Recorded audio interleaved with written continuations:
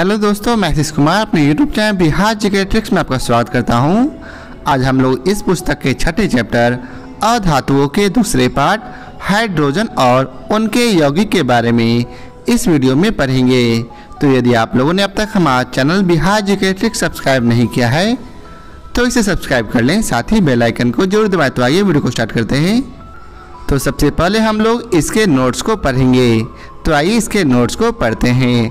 Hydrogen का परमाणु क्रमांक 1 और इलेक्ट्रॉनिक विन्यास 1s है। हाइड्रोजन क्षार धातुओं और हैलोजनों दोनों से गुणों में समानताएं प्रदर्शित करती है। अतः हाइड्रोजन को आवर्त सारणी के प्रथम वर्ग में क्षार धातुओं के ऊपर और 7वें वर्ग में हैलोजनों के ऊपर दोनों जगह स्थान दिया गया है। हाइड्रोजन के 3 समस्थानिक ज्ञात हैं, जिनकी द्रव्यमान संख्या क्रमशः 1, 2 और 3 है। इन समस्थानिकों को हल्की हाइड्रोजन या प्रोटियम, ड्यूटेरियम और ट्राइटेरियम कहते हैं। प्रोटियम और ड्यूटेरियम हाइड्रोजन के अस्थायी समस्थानिक हैं, परंतु ट्राइटेरियम रेडियो एक्टिव है। प्रकृति में ट्राइटेरियम अति अल्प मात्रा में पाई जाती है। इसे कृत्रिम विधि द्वारा न्यूक्लिक रिएक्टर में बनाया जाता है। ड्यूटेरियम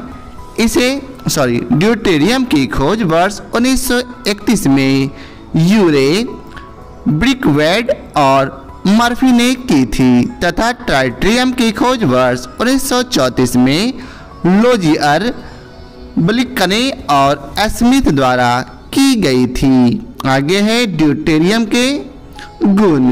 ड्यूटेरियम रंगहीन, गंधहीन, स्वादहीन और जल में अविलेय गैस है। ड्यूटेरियम के अणु द्विपरमाण्विक हैं। अब आगे है भारी जल।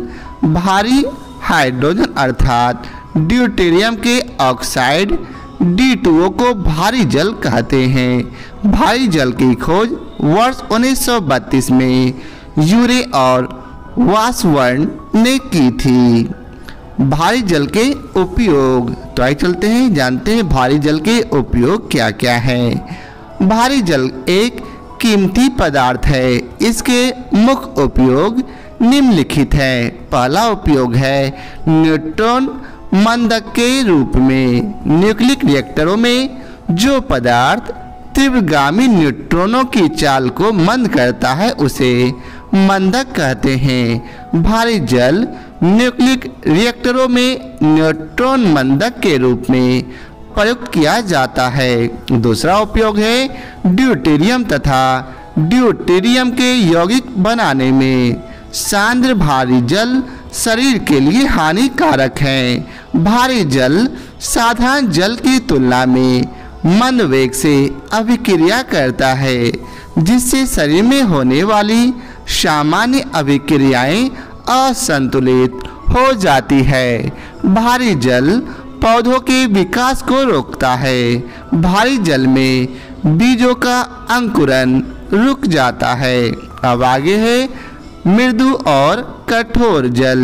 वह जल जो साबुन के साथ आसानी से झाग देता है मृदु जल कहलाता है और कठिनाई से झाग देता है कठोर जल कहलाता है। आगे है जल की कठोरता।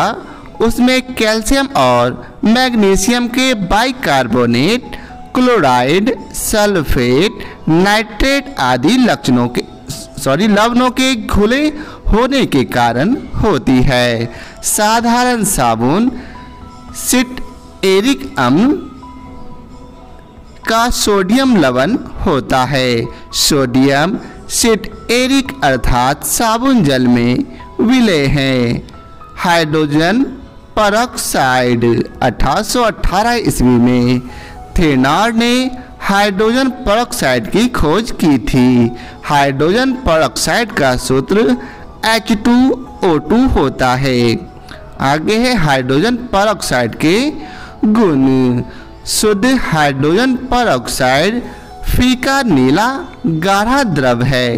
यह जल, अल्कोहल और ईथर में विलय है। 0 डिग्री सेल्सियस पर इसका आपेक्षिक घनत्व 1.47 है।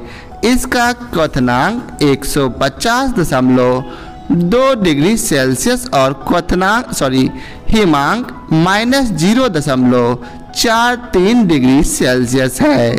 हाइड्रोजन परऑक्साइड के उपयोग, तो आइए चलते जानते हैं इसके उपयोग क्या क्या है। तो पहला उपयोग है हाइड्रोजन परऑक्साइड का तनु विलयन कीटनाशी और प्रतिरोधी के रूप में घाव धोने, गरारे करने, दांत और कान साफ करने के काम में आता है। दूसरा उपयोग है हाइड्रोजन परऑक्साइड रेशम, ऊन, पंख, बाल, तिनके, हाथी दांत आदि कोमल वस्तुओं का विरंजन करने में प्रयुक्त होता है। तीसरा उपयोग है दूध, शराब आदि का परिरक्षण करने में हाइड्रोजन परऑक्साइड प्रयुक्त होता है। चौथा उपयोग है हाइड्रोजन परऑक्साइड का उपयोग रॉकेट, जेट, पनडुब्बियों और टारपीडो के नोदक में होता है। यह स्वयं ईंधन के रूप में या किसी अन्य ईंधन के ऑक्सीकारक के रूप में प्रयुक्त होता है, क्योंकि इससे ऑक्सीजन प्राप्त होता है। अब आइए चलते हैं इसके प्रश्न को देखते हैं। तो पहला प्रश्न है निम्न तत्वों में से किस में न्यूट्रॉन नहीं होता है? तो इसका उत्तर है हाइड्रोजन में। हाइड्रोजन का परमाणु क्रमांक 1 होता है। साधारण हाइड्रोजन समस्थानिक में कोई न्यूट्रॉन नहीं होता है। भारी हाइड्रोजन समस्थानिक में एक न्यूट्रॉन होता है, जबकि अत्यंत भारी हाइड्रोजन समस्थानिक अर्थात ट्राइटेरियम में 2 न्यूट्रॉन होते हैं। अब अगला प्रश्न है एक तत्व X के बाह्यतम कक्षा में 4 इलेक्ट्रॉन हैं। हाइड्रोजन के साथ इसके यौगिक का कौन सा सूत्र होगा? तो इसका उत्तर है XH4। X का हाइड्रोजन के साथ यौगिक निम्न प्रकार से बनेगा, जिसे आप यहाँ देख सकते हैं। अब अगला प्रश्न है भार के अनुसार पानी में हाइड्रोजन की प्रतिशतता है कितनी? तो इसका उत्तर है D अर्थात 11.11%।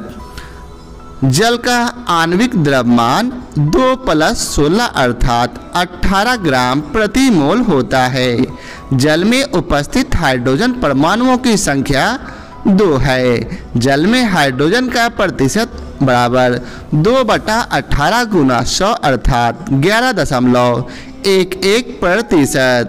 अब अगला प्रश्न है हाइड्रोजन गैस का 1 मोल ऑक्सीजन आधिक्य में जलकर 290 किलो जूल उष्मा देता है। उन्हीं परिस्थितियों में 4 ग्राम हाइड्रोजन गैस के जलने पर कितनी उष्मा उत्पन्न होगी? तो इसका उत्तर है 580 किलो जूल। H2 हाइड्रोजन का 1 मोल होता है। हाइड्रोजन का 1 मोल बराबर 2 ग्राम अर्थात 4 ग्राम से उत्पन्न ऊर्जा बराबर 290 गुना 2 अर्थात 580 किलो जूल। अब अगला प्रश्न है हाइड्रोजन को जलाने से क्या बनेगा? तो इसका उत्तर है पानी। हाइड्रोजन बिना हवा की उपस्थिति में नहीं जल सकती। यदि हवा की उपस्थिति में हाइड्रोजन को जलाया जाएगा तो वह ऑक्सीजन के साथ प्रतिक्रिया कर जल का निर्माण करेगी। अब अगला प्रश्न है निम्नलिखित ईंधनों में से कौन सा न्यूनतम वायु प्रदूषण करता है? तो इसका उत्तर है हाइड्रोजन। हाइड्रोजन एक स्वच्छतम दहन ईंधन है, जिसमें जलने से केवल जल उत्पन्न होता है, जबकि कोयला, मिट्टी का तेल और डीजल आदि जीवाश्म ईंधन या कार्बनिक ईंधन कहलाते हैं, जिनके जलने से वायुमंडल में CO2 आदि हानिकारक गैसों का उत्सर्जन होता है। अब अगला प्रश्न है भारी जल का रासायनिक फार्मूला है? तो इसका उत्तर है D2O। भारी जल हाइड्रोजन के समस्थानिक ड्यूटेरियम का ऑक्साइड है। भारी जल का रासायनिक फार्मूला D2O है तथा भारी हाइड्रोजन का रासायनिक सूत्र D2 है। D2O रंगहीन, गंधहीन तथा स्वादहीन होता है। इसका सापेक्षिक घनत्व 1.1 तथा हिमांक साधारण जल से थोड़ा अधिक होगा। हैवी वाटर का प्रयोग परमाणु ऊर्जा संयंत्रों में मंदक व शीतलक दोनों ही रूपों में किया जाता है। अब अगला प्रश्न है, भारी जल एक प्रकार का? तो इसका उत्तर है शीतलक और मंदक दोनों है। अब अगला प्रश्न है, न्यूक्लिक रिएक्टरों में विमंदक और प्रशीतक दोनों की तरह प्रयुक्त होने वाला पदार्थ है कौन सा? तो इसका उत्तर है भारी पानी। अगला प्रश्न है, गुरु जल क्या है? तो इसका उत्तर है ऑक्सीजन और हैवी हाइड्रोजन का मिश्रण। अब आइए चलते अगले प्रश्न पर। तो अगला प्रश्न है, भारी पानी वह पानी है जिसमें हाइड्रोजन का स्थान आइसोटोप ले लेता है। अब अगला प्रश्न है, हैवी वाटर में? तो इसका उत्तर है हाइड्रोजन के स्थान पर ड्यूटेरियम होता है। अगला प्रश्न है, निम्नलिखित में से किसने भारी पानी की खोज की थी? तो इसका उत्तर है H.C. उरे ने। भारी पानी के खोजकर्ता अमेरिकी भौतिक रसायनज्ञ हेराल्ड क्लेटन उरे को वर्ष 1934 में रसायन विज्ञान का नोबेल पुरस्कार प्राप्त हुआ था। अब अगला प्रश्न है, भारी पानी का अनुभार होता है? तो इसका उत्तर है 20। भारी जल का अनुभार 20.030 ग्राम प्रति मोल होता है, जबकि साधारण जल का अनुभार 18.016 ग्राम प्रति मोल होता है। अब अगला प्रश्न है, जल गैस है? तो इसका उत्तर है CO+H2। जल गैस या वाटर गैस एक कृत्रिम गैस है। इसमें कार्बन मोनोऑक्साइड और हाइड्रोजन मिश्रित होती है।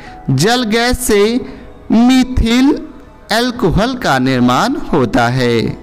अब अगला प्रश्न है, पानी की अस्थायी कठोरता के लिए निम्न में से कौन उत्तरदायी है? तो इसका उत्तर है A अर्थात कैल्शियम और मैग्नीशियम के क्लोराइड्स व सल्फेट्स।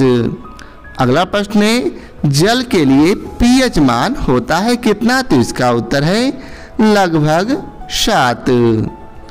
शुद्ध जल को उदासीन माना जाता है जिसका pH मान लगभग 7 होता है। अगला प्रश्न है, पानी का pH मान है क्या? तो अभी हम लोगों ने पढ़ा 7। अगला प्रश्न है, पानी का शुद्धतम रूप क्या है? तो इसका उत्तर है वर्षा का पानी। वर्षा का पानी जल का शुद्ध रूप है। इसका pH मान 7 होता है। पृथ्वी पर पाए जाने वाले पानी में अम्लीय तथा क्षारीय पदार्थ घुले होते हैं जिससे पानी अशुद्ध हो जाता है। अब अगला प्रश्न है, पानी आयनिक लवण का अविलायक है क्योंकि? तो इसका उत्तर है उसका द्विध्रुव आघूर्ण अधिक है।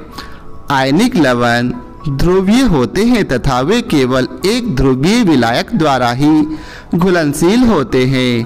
पानी एक ध्रुवीय विलायक है तथा उसका द्विध्रुव आघूर्ण अधिक होता है, अतः यह आयनिक लवणों का सुविलायक भी है। अब अगला प्रश्न है, अशुद्ध जल से बड़ी मात्रा में पेयजल तैयार किया जाता है तो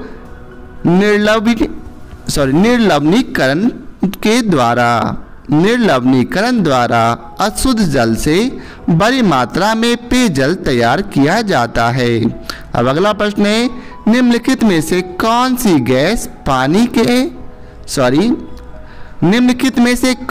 गैस पीने के पानी को शुद्ध करने के लिए प्रयोग में लाई जाती है? तो इसका उत्तर है क्लोरीन। क्लोरीन का प्रयोग ब्लीचिंग पाउडर बनाने में, विष संक्रमण बनाने में तथा पीने के पानी में रोगाणुनाशक की तरह होता है। अब अगला प्रश्न है, समुद्री जल को शुद्ध जल में किस प्रक्रिया द्वारा बदला जा सकता है? तो इसका उत्तर है उत्क्रम प्राशरण के द्वारा। उत्क्रम प्राशरण छनन विधि द्वारा जल शोधन की एक विशिष्ट प्रक्रिया है।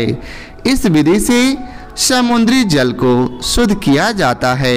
अब अगला प्रश्न है, खारे पानी को शुद्ध पानी में परिवर्तित करने की प्रक्रिया को कहते हैं? तो इसका उत्तर है उत्क्रम प्राशरण। खारे पानी को शुद्ध पानी में परिवर्तित करने की प्रक्रिया को उत्क्रम प्राशरण कहते हैं।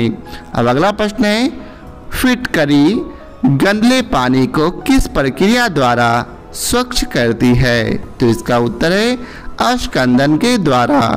रासायनिक अस्कंदन की प्रक्रिया द्वारा गंदे जल को स्वच्छ जल में परिवर्तित किया जाता है। फिटकरी को गंदे जल में मिलाने पर जल शोधन क्रमशः अस्कंदन, उर्षण तथा अवसादन के द्वारा होता है। परिणामतः स्वच्छ जल प्राप्त होता है। अब अगला प्रश्न है, वनस्पति तेल से वनस्पति घी बनाने में प्रयुक्त होने वाली गैस है कौन सी गैस? तो इसका उत्तर है हाइड्रोजन। वनस्पति तेलों से वनस्पति घी हाइड्रोजनीकरण की प्रक्रिया द्वारा बनाया जाता है। निकेल उत्प्रेरक की उपस्थिति में वनस्पति तेलों के साथ हाइड्रोजन वसा बनाती है। यह क्रिया तेलों का हाइड्रोजनीकरण कहलाती है। वनस्पति तेल प्लस हाइड्रोजन बराबर वनस्पति घी। अब अगला प्रश्न है, वनस्पति तेलों के हाइड्रोजनीकरण में निम्नलिखित में से किस उत्प्रेरक का प्रयोग किया जाता है? तो अभी हम लोगों ने पढ़ा निकेल का। निकेल उत्प्रेरक की उपस्थिति में गर्म वनस्पति तेलों के साथ हाइड्रोजन वसा बनाती है। यह क्रिया तेलों का हाइड्रोजनीकरण कहलाता है।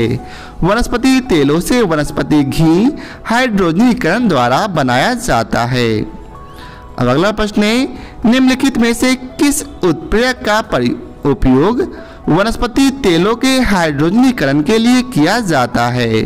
तो अभी हम लोगों ने पढ़ा क्या? निकेल का। हाइड्रोजनीकरण का अभिप्राय असंतृप्त कार्बनिक यौगिकों से हाइड्रोजन की क्रिया द्वारा संतृप्त यौगिकों के प्राप्त करने से है। वनस्पति तेलों के हाइड्रोजनीकरण के लिए सामान्यतः निकेल का उत्प्रेरक के रूप में प्रयोग किया जाता है। तो यह था आज के वीडियो का आखिरी प्रश्न। आशा करता हूँ आप लोगों को हमारा यह वीडियो पसंद आया हो। यदि आप लोगों को हमारा यह वीडियो पसंद आया हो तो इसे लाइक और शेयर जरूर करें। फिर मिलते हैं नए पार्ट के साथ। आज के लिए बहुत बहुत धन्यवाद।